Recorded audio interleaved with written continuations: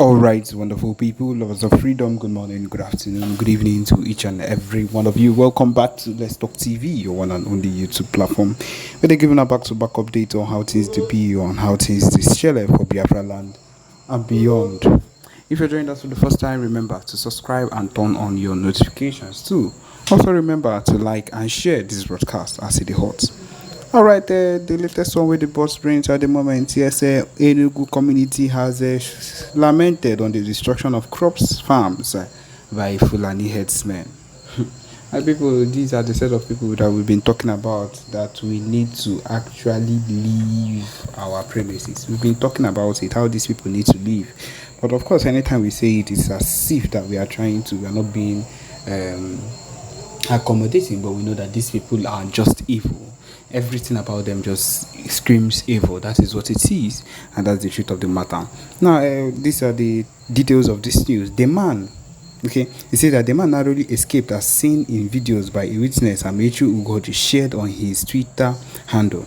He's a resident of Eziama Agobu, or in Ezagu local government area of Enugu State, were thrown into chaos on Tuesday when herdsmen abducted a man and his wife and son while they were collecting firewood in the bush. The man narrowly escaped, as seen in videos by a witness, Amechi Ugoji. A community leader who spoke in the video expressed distress over the incident, highlighting the ongoing issue of cattle destroying their crops and agricultural farms. He appealed to the Enugu state government to intervene and address the alarming rate of farm destruction, seeking protection for their means of livelihood. Of course, this is what we always talk about, that these people need to be cleansed out. But of course, their so-called governor, Mba, will not always do what is needed and is not even in support of anything that concerns Biafra. He does anything he wants and does only what would benefit him. That's just the truth of the matter. The community leaders plea. The incident has sparked concerns and fear among the agrarian community who rely on their farms for survival. The community leaders' plea for government assistance aims to ensure their safety and the preservation of their agricultural resources. The man narrated, "What happened today is that we cultivated this agri farm. We decided to fence it with bamboos before we shared it among ourselves because cow destroys our crops.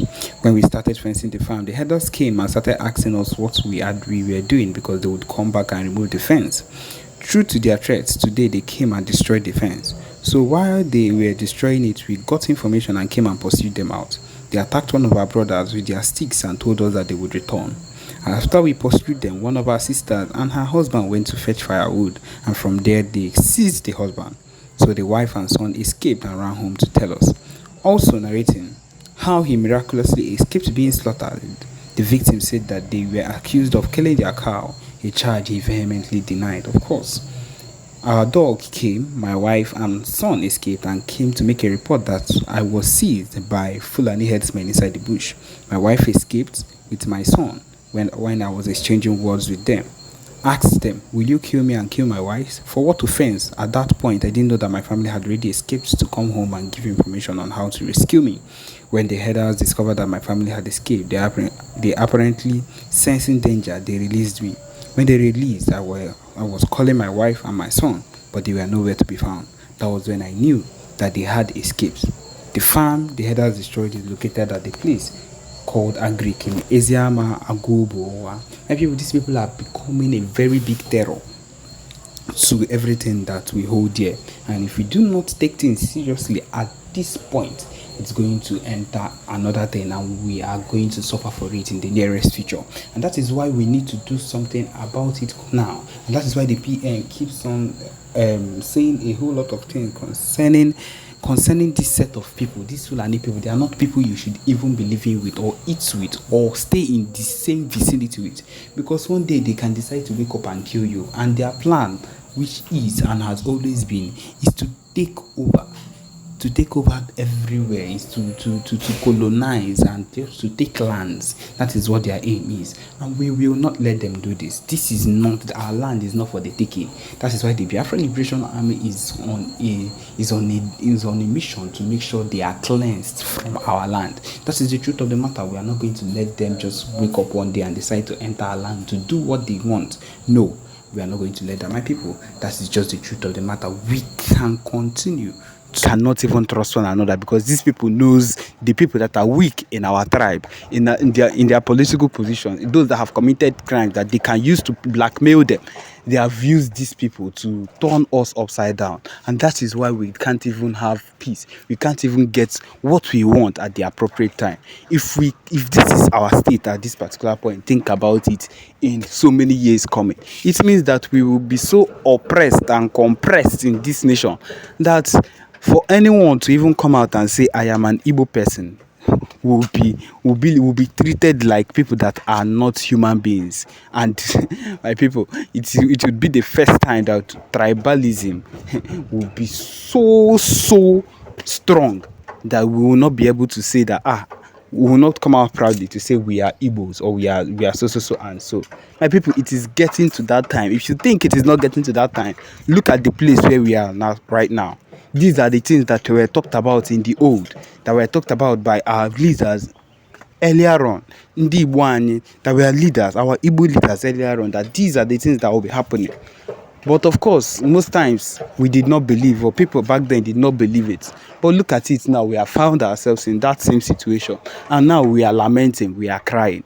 But no, we are not going to stop. My people, I feel like this should just be an eye-opener to people to understand that we cannot survive under, we cannot dwell under the same people. We cannot dwell under their roof. Their roof is not a roof. Their roof, higa.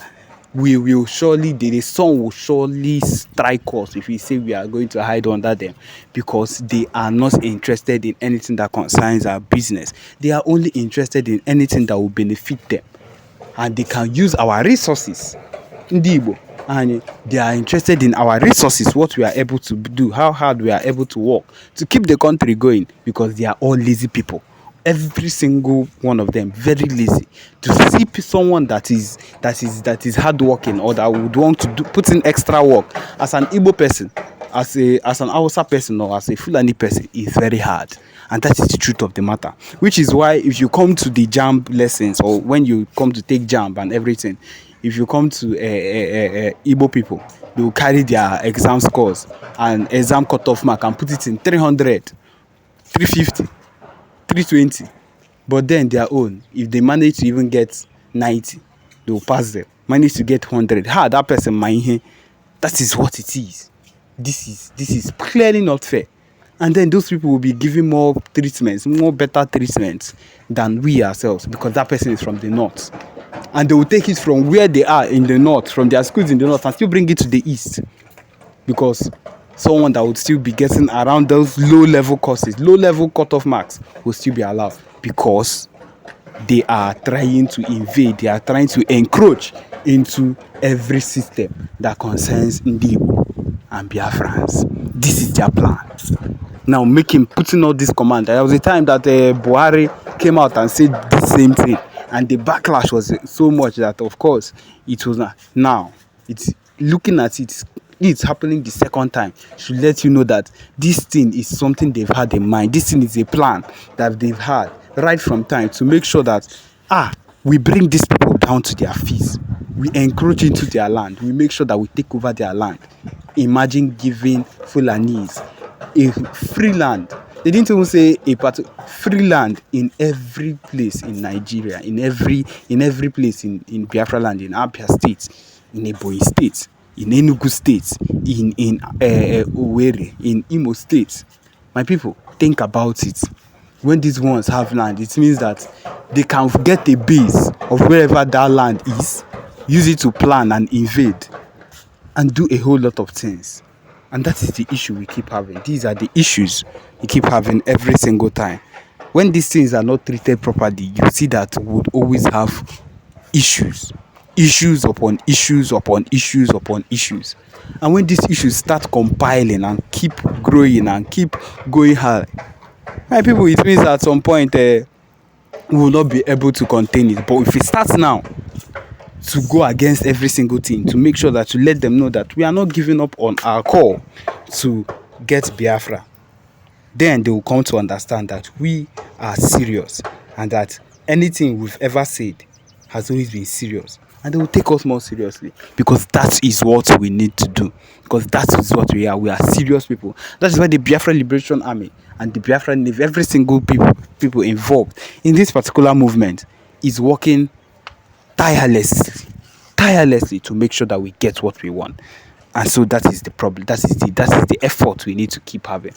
So yes, my people, this is where we come to the end of this particular broadcast. Thank you for joining us. Remember to subscribe and turn on your notifications too. Thank you.